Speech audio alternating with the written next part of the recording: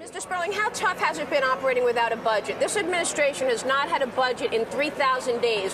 Why is it that the president puts forth the budget and not even one Democrat bought into it? Was it so reckless in terms of spending that your party actually couldn't even buy into it?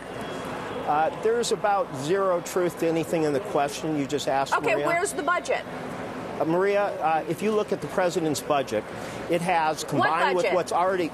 Maria, the President of the United States puts out a budget. It is the most detailed thing that is out in the United States right now. How come no Democrat wanted to buy into it? Maria, the President put out the only budget that's out there that is detailed and line by line.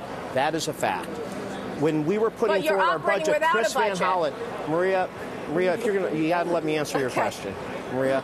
We put out the most detailed budget. It goes line by line. Unlike the budget resolutions, which are vague categories, we put out the most detailed budget. Combined with what we did in the Budget Control Act, it has over $4 trillion of deficit reduction, and the Congressional Budget Office has looked at the details of our budget and found that it brings the deficit down to as low as 2.5% a year and brings down the debt as a percentage of our economy and stabilizes. I'm just trying to figure out why not one Democrat would vote for it. The budget that we supported in the House of Representatives was the House Budget Resolution put forward by Chris Van Hollen, a budget which Democrats rallied around. What you saw was Republicans put out something that included none of the values in our budget, included none of the fairness on how we would raise revenues on those over $250,000, and as a political gesture, they put that out. And we communicated to Democrats, don't be distracted by that, vote for Chris Van Hollen's budget, which is the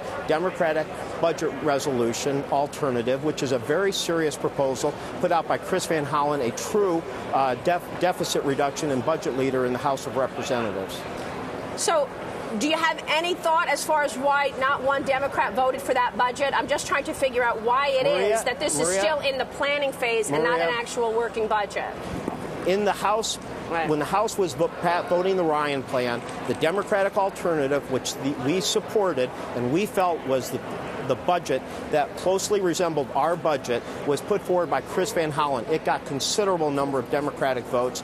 Republicans tried to put up a mock budget of ours, which was not our budget. It was not our specifics. It was not our details.